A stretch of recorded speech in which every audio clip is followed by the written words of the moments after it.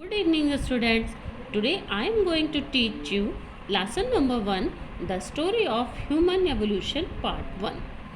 So let's start. See here. The story of human evolution.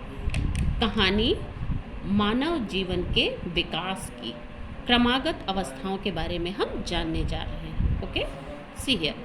Scientists believe that life started on the earth about 1500 million years ago.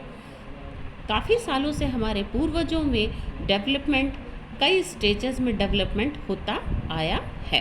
Human beings developed in stages over the centuries from a series of ancestors. धीरे धीरे कई stages में development होता आया. धीरे धीरे इसी बदलाव के आने को ही क्या कहा जाता है? विकास कहा जाता है. The gradual process of change and development is called evolution. मानव विकास में जो बदलाव आया है इसी को हम क्या कहते हैं? एवोल्यूशन कहते हैं. एवोल्यूशन मीन्स चिल्ड्रन बदलाव. See, human evolution is about the origin of human beings. सारे मानव एक ही जनजाति से बिलोंग करते हैं. ठीक है, तो इसमें आपको जो मानव जीवन का विकास है वो लगभग कहाँ से निकल के आया है आप अब इसके बारे में पढ़ने जा रहे हैं. All human beings belong to the same species. सारे मानव जीव जो मानव जाति है वो एक ही चीज़ से बिलोंग करती है. Modern humans probably evolved between 2 lakhs and 1 lakh years ago. आधुनिक मनुष्य लगभग 2 लाख साल से 1 लाख साल के बीच में इन्वॉल्व हुए हैं. Many scientists believe that they evolved in Africa and then spread elsewhere.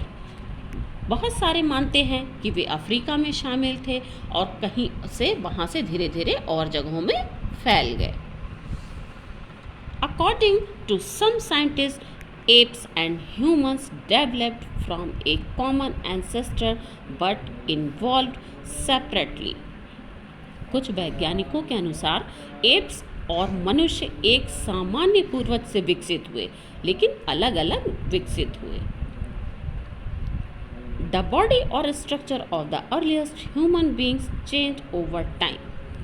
समय के साथ साथ क्या हुआ? मानव के शरीर की आदि मानव के शरीर की संरचना जो थी वो बदलती चली गई. Their brains became larger while their jaws and teeth became smaller. उनके मस्तिष्क जो थे वो धीरे धीरे बड़े हो गए जबकि उनके जबड़े और दांत जो थे वो छोटे हो गए. jaws मीन्स जबड़े, teeth मीन्स दांत. Gradually human beings walked upright on their 2 feet. धीरे धीरे मानव अपने 2 पैरों पर सीधा चलने लगा. Their hands became free and they learned to use tools. उनके हाथ खुल गए और वो धीरे धीरे औजार बनाना भी सीख गए. The scientific name for human is homo. मानव का वैज्ञानिक नाम क्या है बच्चों? होमो है. The modern human is called homo sapiens. आधुनिक मानव को होमो सैपियंस कहते हैं. Okay, here sapiens means thought, thus homo sapiens means the thinking human. यहाँ सैपियंस का मतलब यहाँ क्या है बच्चों? थॉट यानी विचार है. और होमो सैपियंस का मतलब होता है जो मानव सोच सकता, सोचने समझने की क्षमता रखता है. Okay, Charles Darwin's theory of evolution. Charles Darwin का विकासवाद का सिद्धांत, इसको क्या बोलते हैं बच्चों? चार्ल्स डार्विन एक मनोवैज्ञानिक थे जिन्होंने थ्योरी एवोल्यूशन की दी थी. उनको हम इस विकासवाद के सिद्धांत के ही नाम से उनको हम जानते हैं. Dear students, we know learn the Charles Darwin's theory. Okay, थोड़ा सा हम उनके बारे में जानेंगे कि उन्होंने किस चीज़ का सिद्धांत दिया और वो कैसे प्रतिपादित हुआ. Charles Darwin, a biologist, geologist and naturalist, has been known for his contributions to the science of evolution.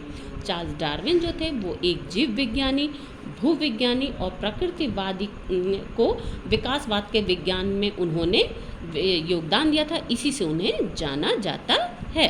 He published his theory of evolution in his book on the origin of species in 1859। उन्होंने क्या किया बच्चों? उन्होंने 1859 में प्रजातियों की उत्पत्ति पर अपनी पुस्तक में विकास के अपने सिद्धांत को प्रकाशित किया है। According to him, all species living in the world have evolved over millions of years from a common ancestor। उनके अनुसार दुनिया में रहने वाली सभी प्रजातियां एक सामान्य पूर्वज से लाखों वर्षों में विकसित हुई हैं। And he called this process as natural selection। इस चीज को, इस प्रक्रिया को प्राकृतिक चयन कहा जाता है। नेचुरल सिलेक्शन यानी प्राकृतिक चयन कहा जाता है। According to this theory, the animals who could adapt best to the situations were stronger and passed their trails on to their offspring। इस सिद्धांत के अनुसार जानवर इस परिस्थितियों को सबसे अच्छी तरह अनुकूलित कर सकते हैं, यानी इस परिस्थितियों में वो रह सकते हैं और वो क्या करते हैं, वो अपने बाद आने वाली जो परिस्थितियां होती हैं वो अपने बच्चों को वो दे सकते हैं इस तरह की। Okay, see here, in the course of time these creatures grew up with features that were different from those of their ancestors. वो अपने पीछे से आने वाले लोगों को भी ये चीज़ें वो दे सकते हैं, उन्हें अनुकूलित करना सिखाते हैं। The animals that could not adopt to the change in the environment had failed to survive. समय के साथ ये जीव उन विशेषताओं के साथ बड़े हो गए जो उनके पूर्वजों से क्या थे, अलग थे। This is how various species evolved. वे जानवर पर्यावरण के बदलाव के अनुकूल नहीं बन सके, वे जीवित नहीं रह पाए, इस प्रकार विभिन्न प्रजातियों का विकास हुआ।